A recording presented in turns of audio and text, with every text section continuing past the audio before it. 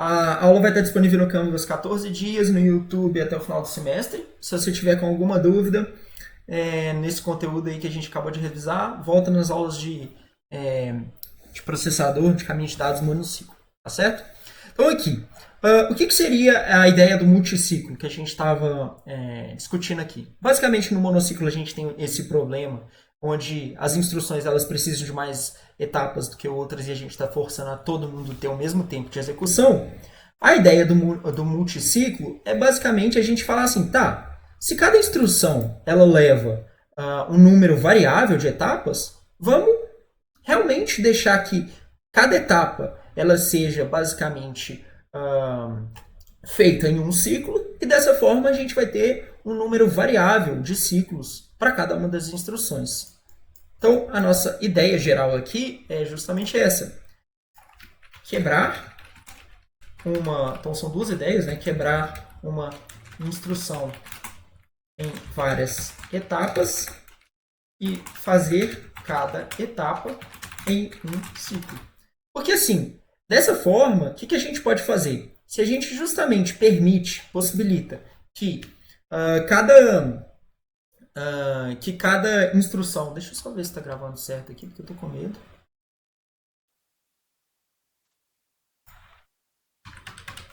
Está gravando certinho.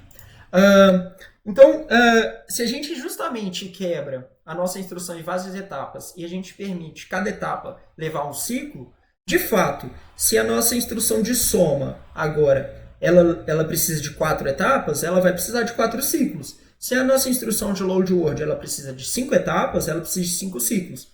E aí a gente permitindo essa heterogeneidade no número de, vamos falar assim, nessa variação, número de ciclos de cada instrução, a gente possibilita um desempenho maior, uma eficiência maior do nosso processador. E aí, agora, nessa aula, a gente vai ver como que a gente faz isso de uma forma bem criteriosa, certo? Então, qual que é a nossa ideia aqui? A gente vai retomar essa discussão, monociclo versus multiciclo, rapidamente, porque eu já falei dela aqui um pouco.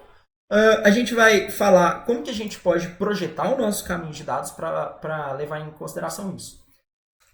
Aí na aula que vem, a gente vai justamente ver como que a gente vai redesenhar a nossa unidade de controle, reprojetar a nossa unidade de controle, para justamente ela suportar essa execução de uma instrução em vários ciclos. Tá? E no final a gente vai ver algumas questões de desempenho. Vamos lá então. Vamos tentar entender essa diferença. O monociclo, então, o que eu estava falando? Era justamente, ele é ineficiente. Ele é ineficiente porque o tempo ele leva da instrução mais demorada de todas. Né? Isso aqui está relacionado a uma coisa que a gente já viu, caminho crítico. Certo? Crítico. Que basicamente, se a gente tem um circuito que ele é muito grande, a gente não consegue, ou passa por muitas memórias, a gente não consegue fazer tudo só num ciclo de clock. Então, num ciclo de clock, num ciclo bem pequenininho, a gente tem que acabar aumentando o tamanho do nosso ciclo para dar conta de fazer tudo. E aí, a ideia agora é a gente fazer um ciclo de busca, execução e decodificação. Aqui no sentido do slide, é justamente falar ciclo de execução de uma instrução. Não é ciclo de relógio, não. Tá? Execução de uma instrução. Né? Então a ideia é justamente ter esse ciclo de execução, busca, decodificação, execução e escrita, justamente em vários passos. Uma coisa é a seguinte, o monociclo que a gente viu primeiro, a gente justamente vai ver ele primeiro. Beleza, Guilherme, valeu aí pela dica. Eu não vou usar o vermelho no azul, não, tá bom? Mas assim, justamente o ciclo, o monociclo, a gente vê ele porque ele é um processador bem mais didático. Só que, na prática, a gente só usa os processadores que têm um ciclo variável. Eles são os processadores multiciclo. O grande, porém, é que ele é um pouco mais difícil de ser implementado. Eu não diria que ele é muito mais difícil, não, tá bom? Ele não é muito mais difícil, não, porque, inclusive, o trabalho 2, que o enunciado já está disponível para vocês no Canvas, é justamente implementar um processador multiciclo no Log5, tá certo? Tá, então vamos dar uma olhada aqui, já que a gente vai estudar isso, como que a gente pode fazer isso e quais são as ideias legais que a gente tem que levar em consideração quando a gente estiver projetando um processador multiciclo. Primeiro que a gente já falou, que é quebrar as instruções em diversos pedaços ou partes, um ciclo de busca, né? E isso vai levar apenas um ciclo. Uma outra coisa que a gente tem que fazer é balancear o tanto de coisa que a gente tem que fazer em cada uma das etapas. Porque não adianta de nada você falar assim, olha, beleza, eu tenho uma etapa que eu chamo de etapa A. Né? Aí na etapa A eu faço assim, busca operando 1, busca operando 1, lê memória 2, lê memória 2 não, memória de dados, memória de instruções, né? Essa é a minha etapa A, e aí eu falar a minha etapa B é, sei lá, atualiza um registrador. Né? Ou faz uma soma. Sei lá, olha só como é que está muito desbalanceado. Não vai adiantar de nada. Por quê? Porque o nosso caminho crítico que vai ditar o tamanho do nosso ciclo, porque todas as etapas têm que ter o mesmo tempo de relógio para elas funcionarem. A etapa A ela é uma etapa muito maior, e como ela é muito maior, a etapa B vai ter que ter o mesmo tempo da etapa A, porque todas elas funcionam na mesma frequência. Certo? Então, a ideia seria a gente modificar talvez o projeto da nossa arquitetura para justamente incluir algumas, vamos falar assim, algumas pequenas tarefas daquela etapa em uma, né, migrar essas tarefas para uma outra etapa. Porque assim a gente vai ter mais ou menos o mesmo tanto de coisas para fazer em cada uma das etapas e a gente consegue ter uma frequência, né, ótima de funcionamento do nosso circuito. Na verdade, toda a questão de projeto de computador, né, de arquitetura e tal, hoje em dia, o grande desafio de deixar, né, um dos desafios é justamente fazer esse tipo de balanceamento. Porque, assim, a questão do projeto já meio que está batida, assim. O que a gente estuda? Tipo, o pessoal que faz pesquisa na área de arquitetura de computadores, eu posso falar isso porque eu estou num grupo, né, a gente vê como que a gente pode otimizar esse caminho de dados para justamente, né, por exemplo, balancear a carga de trabalho, né, a quantidade de trabalho a ser realizada em cada uma das etapas. E aí, uma coisa que a gente faz aqui também é o que a gente chama de restringir o uso, né, de grandes unidades, né, que a gente está, né, o uso das unidades em apenas um dos blocos. Por exemplo, se eu estou usando aqui a memória de dados, eu não vou usar na mesma etapa a memória de dados e o banco de registradores. Isso aqui é tipo uma ideia de como que você pode implementar o segundo passo aqui.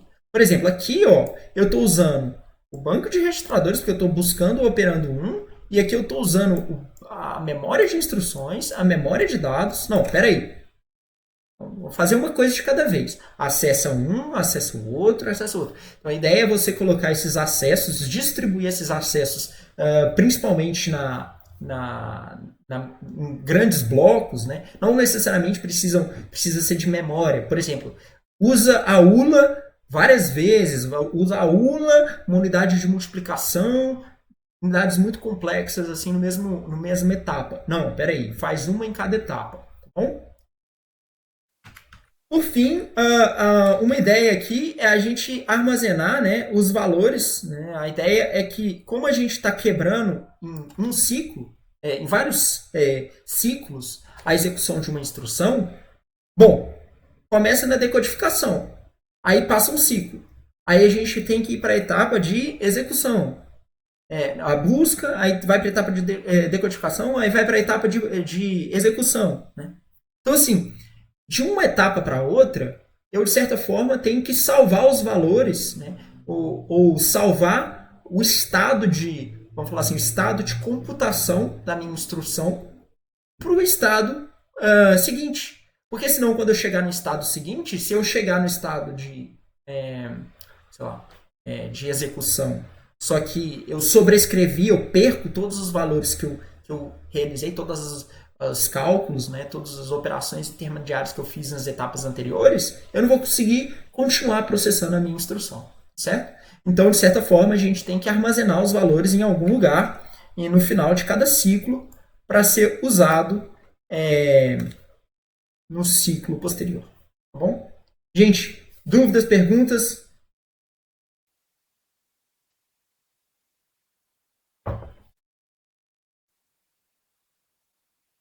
Perguntas aí, gente?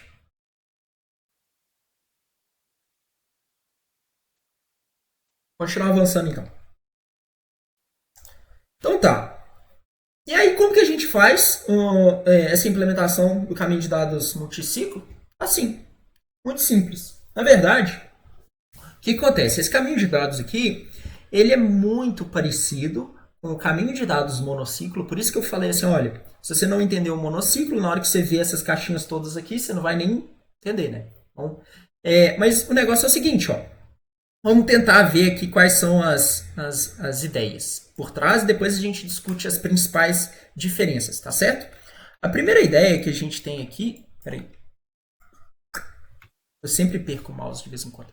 Uh, a primeira ideia é que a gente introduz aqui o que a gente chama desses registradores aqui. Ó. Olha só que interessante. Esses daqui a gente está registrador de instruções e registrador de dados. Né? Memória de dados. E aqui a gente tem o registrador A, e aqui a gente tem um registrador B, e aqui a gente tem um outro registrador que chama saída da ULA, traduzindo do inglês, né, que é ALU out, seria a saída da ULA. O que acontece? Esses registradores são justamente vamos falar assim, o que a gente chama de buffer, tá? Buffer. Isso aqui é uma palavrinha que a gente usa pra caramba na computação, tá? Buffer ele tem inúmeras características. Na verdade, buffer é quando qualquer porção de memória, né, que a gente está querendo dizer que é uma memória do tipo temporário, né? Por exemplo, um temporário lá no seu algoritmo. Pode chamar ele de buffer, não temp. Pode chamar de temp também, mas é horrível isso. Você pode usar essa palavra em diversos contextos. No nosso contexto aqui, a gente introduziu esses registradores aqui auxiliares, vamos falar assim, que são justamente registradores de uso temporário. Né? Eles são registradores de uso temporário que eles armazenam o estado, né, de processamento da nossa instrução. Então, eu vou falar assim, né? Armazenam o estado de processamento da instrução. O que significa isso, Pedro? Seguinte, se a gente olhar aqui, a gente tem justamente as diferentes etapas aqui. A gente vai quebrar aqui um pouco as etapas só para ficar um pouco mais visível aqui. Ó. Isso aqui é como se até aqui é como se fosse uma etapa 1. Depois a gente dá nome aos bois. Onde a gente tem justamente uma leitura sendo feita que o contador de programa está usando aqui o endereço, né, como endereço, e a gente está lendo alguma coisa da nossa memória aqui. Aí, a saída da nossa memória está indo justamente para um dos registradores, ou de instrução, ou de dados. Né? E aí, isso é como se fosse um ciclo. Isso é como se fosse uma etapa. A próxima etapa, a gente consegue ver ela muito bem aqui, ó, que ela está entre os dois outros buffers de registradores, onde seria esses registradores aqui de instruções e de dados e os registradores A e B. E aqui a gente está vendo que está acontecendo alguma coisa envolvendo o nosso banco de registradores aqui, certo? Por fim, a gente tem aqui claramente também uma etapa que diz respeito ao uso da ULA aqui, ó, onde a gente tem os conjuntos de nossos registradores aqui e tem um buffer de saída. É muito fácil a gente pegar uma figura dessa assim e identificar quais são as etapas. Né? Porque para você identificar as etapas é só ver onde que tem os registradores intermediários, onde que tem esses buffers. Porque Onde tem um buffer, a próxima etapa ela vai até onde tiver o próximo buffer. O desafiador é tentar entender o que cada etapa faz. E é o que a gente vai fazer nessa aula. Bom, alguma pergunta aí, gente?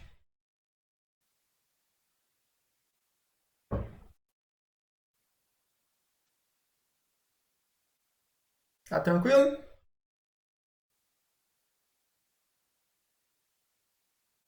Vamos embora lá. Peraí, deixa eu perguntar se tá tranquilo mais certo assim. Gente, me dá 5 tá tranquilo aí. Porque senão eu não sei o que tá acontecendo. Não sei nem se vocês estão me ouvindo.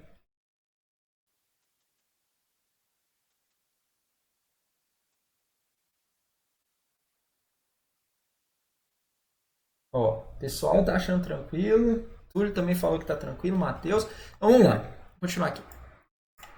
Então, uma primeira coisa que a gente tem que ver ali, porque aquilo ali era bem simplificado, né? É porque a gente tem que fazer umas seleções, né? Porque se a gente reparar muito bem lá, no nosso último desenho, deixa eu só voltar aqui, ó. Isso aqui tá bem claro. Ó. Como assim? Vem.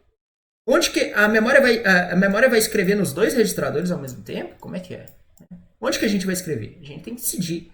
De onde que a gente vai. O que a gente vai utilizar para acessar o nosso registrador de dados, o banco de registradores. Então, primeira coisa que a gente tem que colocar nesse projeto simplificado aí é adicionar justamente esse lance aí que são os multiplexadores. Né? A gente já cansou de ver eles nas nossas aulas. A gente já viu como é que eles funcionam internamente. Né? Então, tanto de multiplexador. E a função do multiplexador, né, é justamente aí que essa frase está falando. Né? Gerar os conflitos. Né? O multiplexador seleciona qual entrada é redirecionada para a saída. No caso aqui, os multiplexadores eles vão ser essenciais no nosso circuito, porque aqui por exemplo, aqui, ó, ou o multiplexador, o registrador, esse cara aqui, por exemplo, melhor aqui na ULA, ó, na ULA. Ou a entrada da ULA ela vai vir do registrador temporário A, certo? Ou a entrada da ULA ela vai vir lá do PC, ó. A gente tem que ser capaz de selecionar alguém. E quem faz, né? Quem fala quem que vai ser selecionado é a própria unidade de controle. Mas o multiplexador é justamente a ferramenta que a unidade de controle pilota para justamente selecionar por onde que os dados vão passar e como é que cada uma das etapas ela vai funcionar. E aqui é interessante ver que a gente adiciona alguns multiplexadores no nosso projeto. Se a gente for ver realmente, né, quais são as diferenças do uso do multiciclo e monociclo, a gente tem essas daqui, ó, que às vezes não deu para ficar, a gente não estava tão atento ali para ver, mas agora vai ficar fácil. Ó.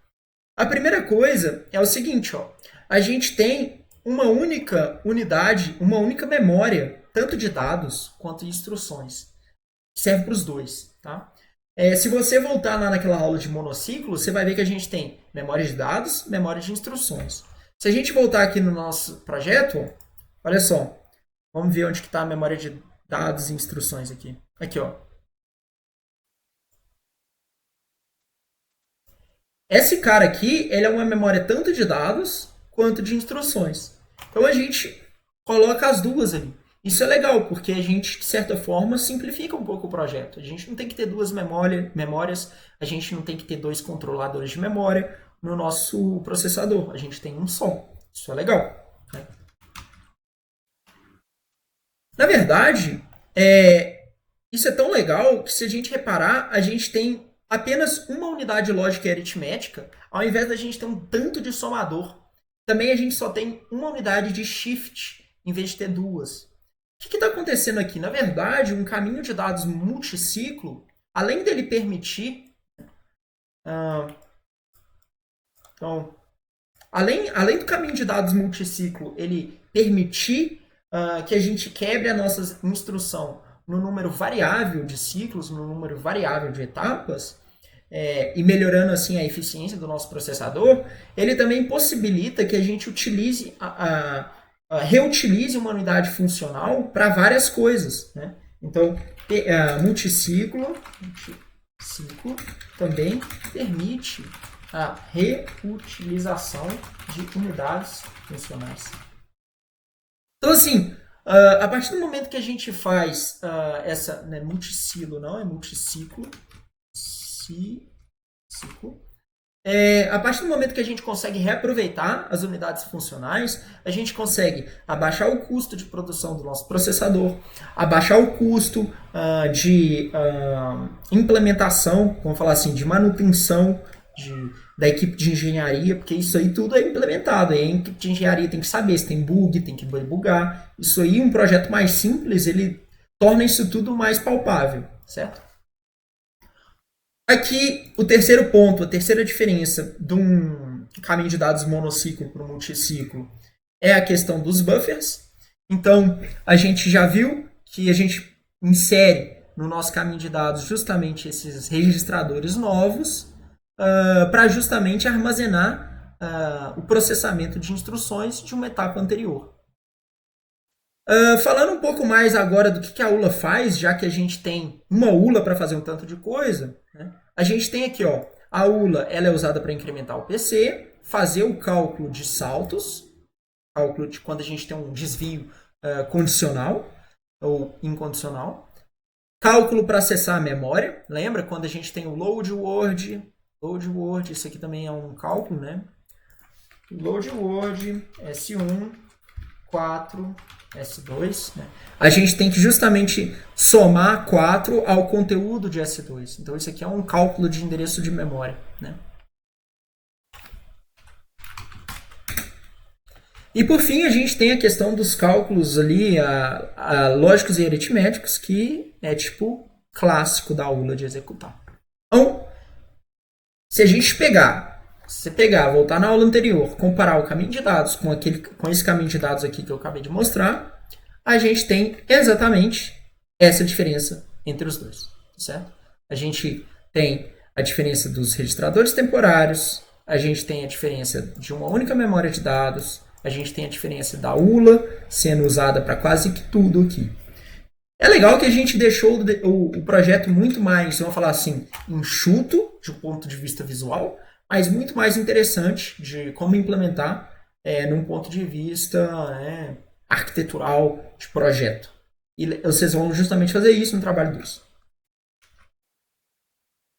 Bom, tá? Antes de eu passar aqui para os sinais de controle, eu queria saber aí de vocês como que tá aí a questão. Como que tá indo, gente?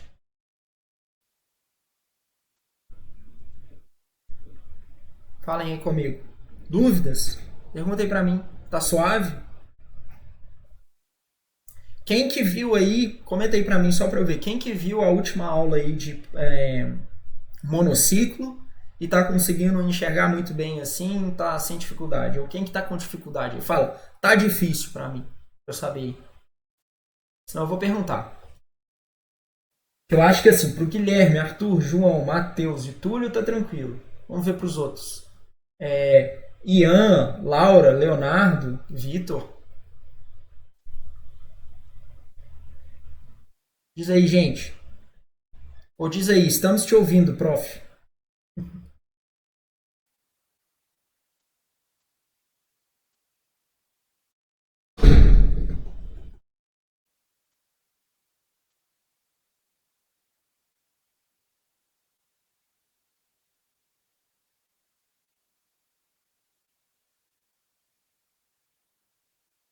Ó, tem um tantão de gente que tá se digitando, hein?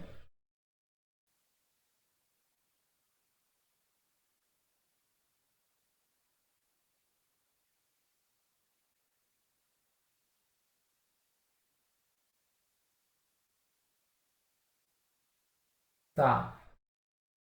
Ian falou que tá complicado. Vou ter que dar uma revisada nas outras aulas, mas tá dando para entender. Ô Ian, se tiver alguma coisa aí que você achar que dá para esclarecer aí para ficar mais fácil para você avançar e acompanhar, me diz aí, tá bom? A Laura tá me ouvindo. Tá tranquilo. Também, Laura, se tiver pergunta, para ficar mais tranquilo de me ouvir, me diz. Matheus perguntou ali, ó. Os dados armazenados nesses novos buffers são descarregados de uma vez ao final de todo o processo, como um flush? De todo o processo, você quer dizer a cada etapa ou todas as etapas de processamento de instrução, da instrução, Matheus?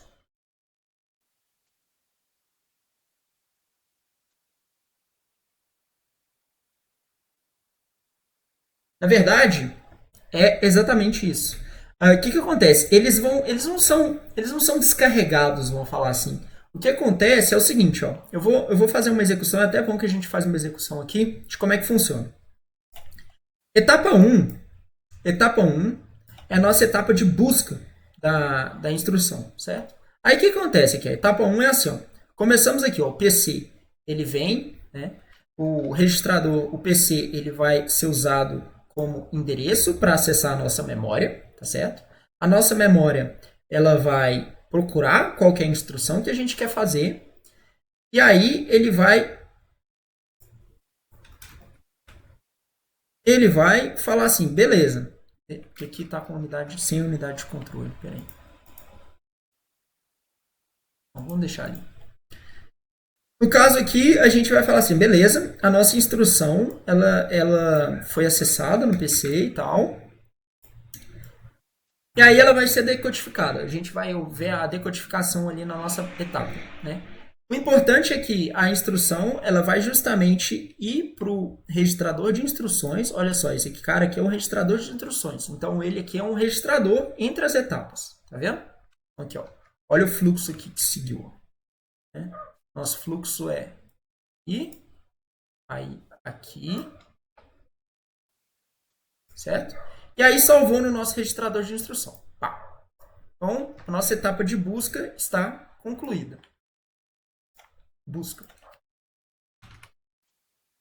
Na etapa de busca, no final da etapa de busca, a gente escreveu no nosso registrador de instrução.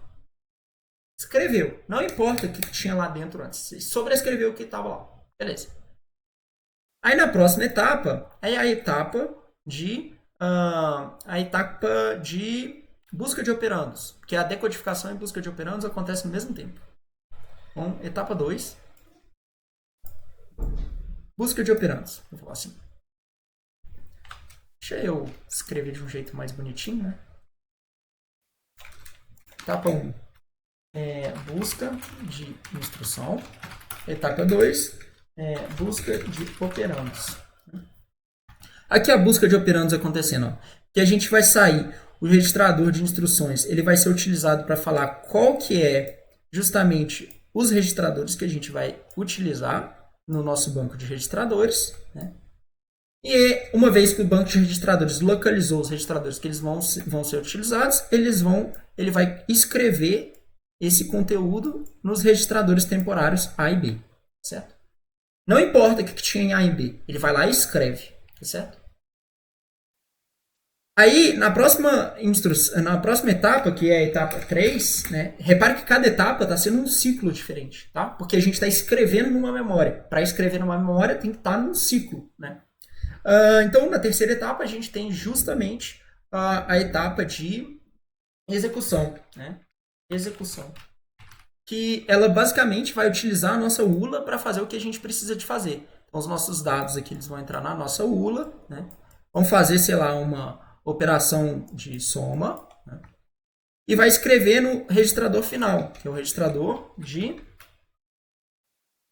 resultado da ULA, né? Que é a saída da ULA. Ó, escreveu nesse registrador. Não importa o que estava lá.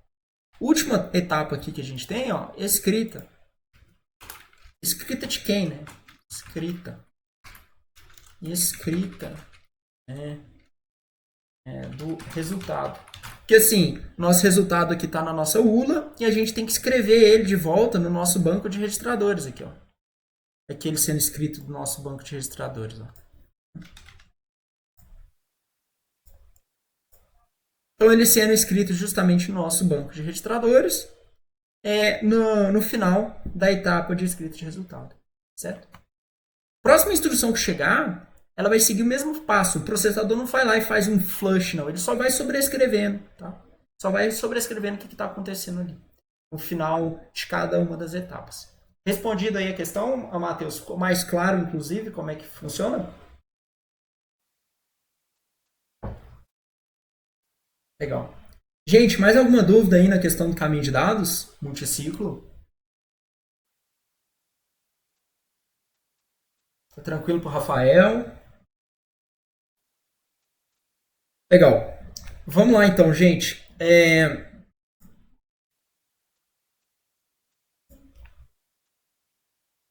Caminho de dados e sinais de controle, né? Então, o que acontece?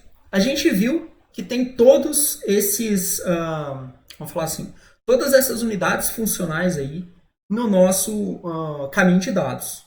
E a gente já viu também que, de certa forma, a unidade de controle tem que pilotar esse caminho de dados para falar, ó, o multiplexador tal vai acionar essa saída aqui, né? Essa entrada que vai para essa saída, por exemplo. Que, ó, esse sinal aqui, né? Esse sinal aqui que vai selecionar qual das duas entradas vai ser redirecionada para a saída.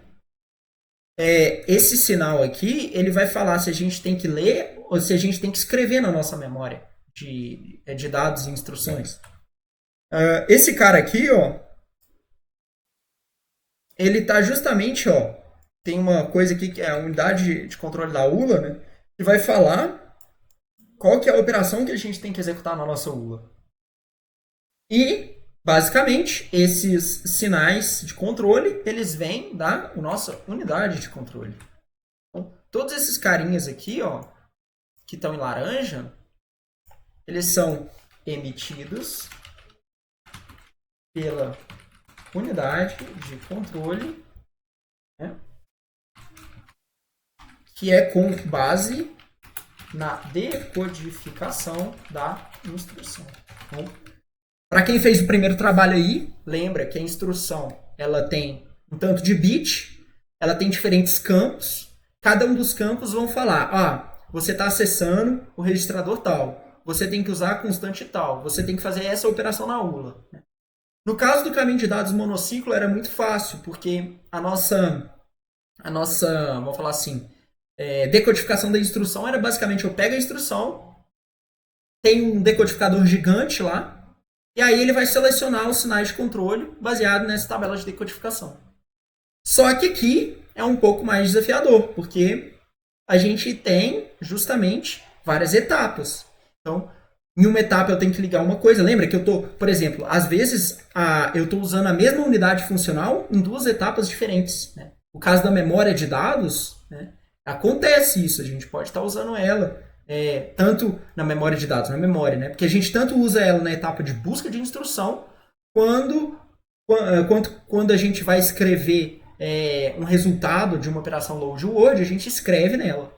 Então a gente está compartilhando. Então a unidade de controle ela tem que ser capaz de falar, estamos nessa etapa e nessa etapa a gente vai acionar essas unidades, tá certo?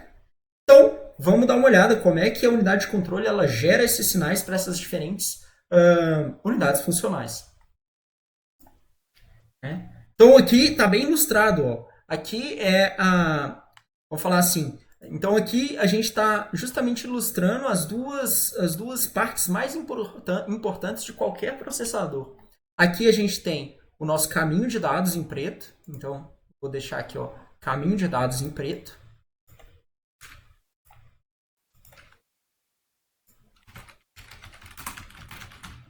Caminho de dados.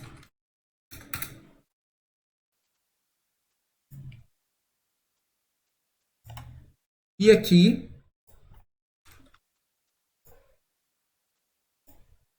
eu tenho justamente a minha unidade de controle. Né? A unidade de controle que vai... Olha só que interessante. Vamos só dar uma analisada aqui na nossa unidade de controle. Deixa eu deixar em laranja.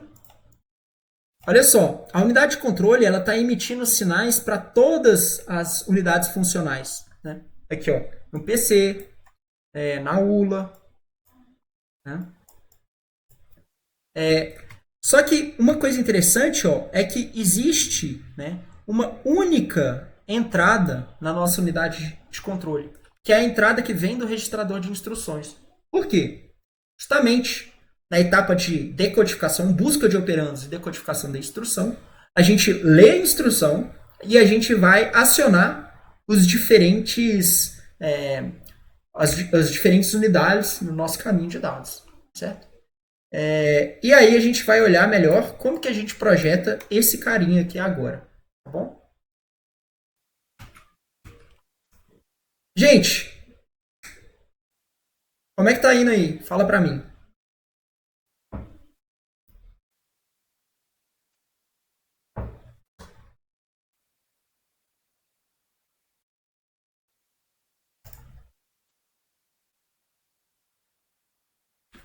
Então tá. Está ok. A unidade de controle, então. O que a gente tem que fazer, então? A unidade de controle ela tem que cuidar o que a gente tem que fazer em cada uma das etapas. Então, por exemplo, a gente tem as 5 etapas. Na primeira etapa, a gente tem que buscar uma instrução, né? Porque é a busca de instrução. O que isso envolve? É mover a instrução da memória para o registrador de instrução. A segunda etapa é realizar a decodificação dessas instruções. Da instrução e buscar quais que são os registradores que a gente vai usar. Porque basicamente a gente vai utilizar esses registradores para como entrada, parâmetros de entrada para a nossa ULA. Terceiro passo é justamente executar a instrução na nossa ULA, né? Seja para cálculo de endereço, cálculo de desvio ou término de salto. Acesso à memória, a gente faz um quarto passo. Para as instruções, vamos falar assim, de load word, ou senão a gente termina uma instrução do tipo R. Que é a instrução do tipo R, uma vez que a gente já fez todo o cálculo na nossa ULA, a gente, né, só nos resta escrever esse resultado num registrador de destino. Por fim, a gente tem o ciclo de escrita na nossa memória, no caso para as instruções de load. A gente vê claramente aqui que existe uma diferença, né? Aqui a gente pode falar, as instruções de load vão até aqui. As instruções de tipo R, elas vão até aqui. As instruções de salto, elas vão até aqui. Então a gente consegue ver justamente que existe uma variação no número de execuções. Então a gente descreveu, vamos falar assim, o algoritmo de alto nível que a gente tem que fazer em cada uma das etapas. O João está perguntando ali a dúvida dele. Diz aí, João.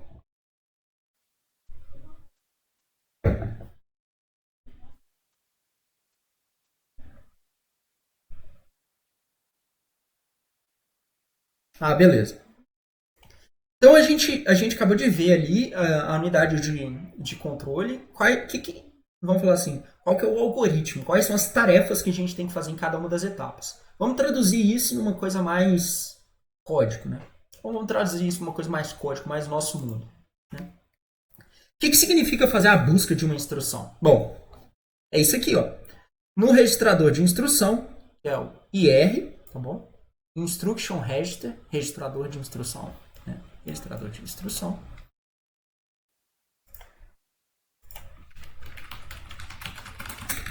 Eu já até tinha comentado isso lá atrás, quando a gente estava nas aulas presenciais, falando disso. Registrador de instrução, ele armazena qualquer instrução que a gente está processando. Então, na busca de instrução, a gente pega o nosso registrador de instrução na memória, no endereço que é apontado pelo PC, contador de programa, e a gente incrementa o nosso contador de programa. Essa é a etapa 1. Etapa 2. Na etapa 2, a gente vai ter que fazer duas coisas, né? A primeira coisa é a decodificação da instrução e a busca de operandos. Né? Então, se a gente estiver fazendo a busca de operandos, é justamente essa etapa aqui. O registrador A, ele é dado por um pedaço da nossa instrução, ele é um campo da nossa instrução, e o registrador B é um outro campo da nossa instrução. No caso, a gente vai utilizar aqui para a gente fazer um cálculo de desvio, né? Porque a gente tem que fazer o cálculo de desvio nessa hora, porque na próxima no próxima etapa, que é a terceira etapa, a gente vai de fato efetuar o desvio. E a gente consegue fazer esse cálculo de desvio já baseado justamente no registrador de instrução, que tem a constante de 16 bits lá, relativo ao PC. Então aqui a gente está fazendo um desvio relativo ao PC, ou seja, um desvio, cálculo de desvios condicionais. Cálculo de desvio condicional. Que é o desvio condicional que é relativo ao PC, computador de programa.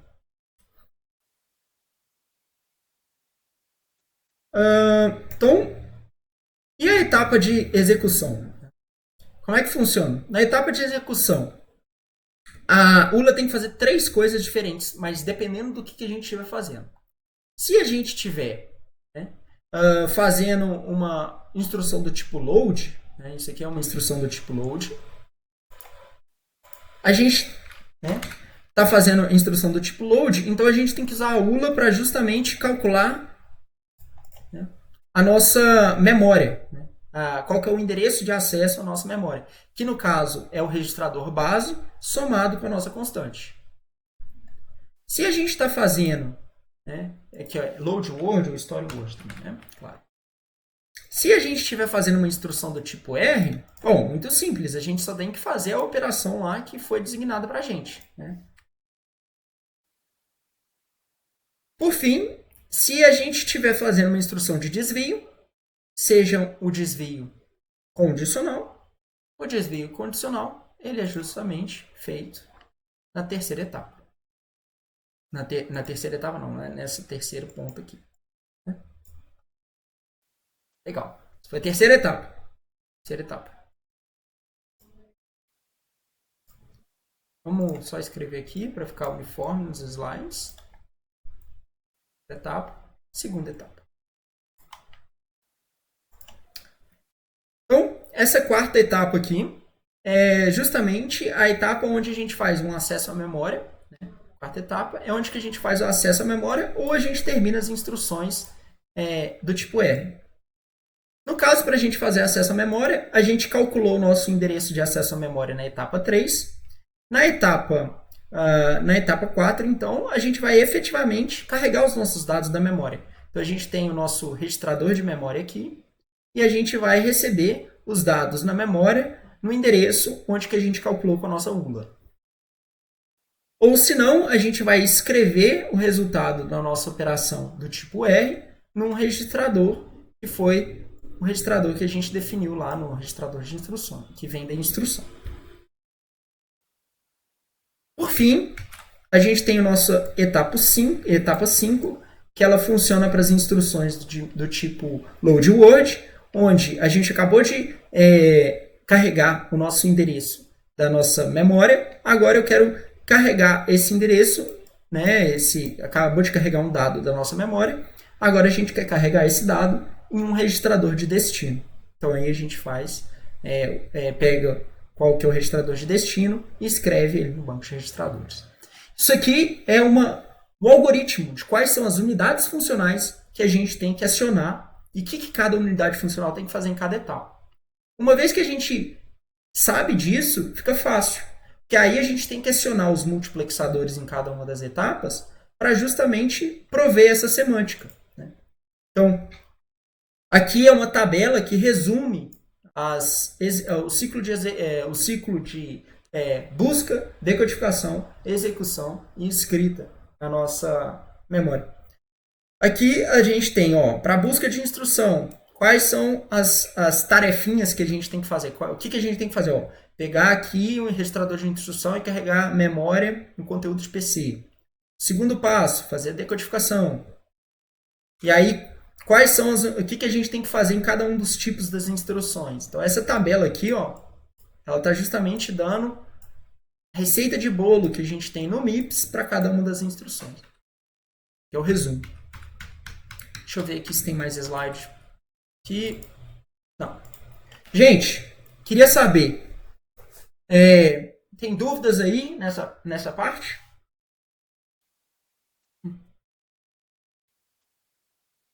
Dúvidas aí?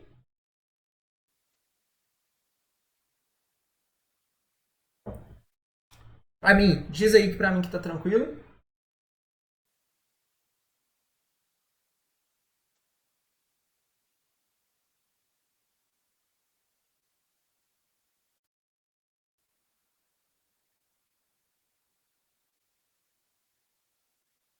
Legal. Seguinte, parando aqui a nossa aula por hoje.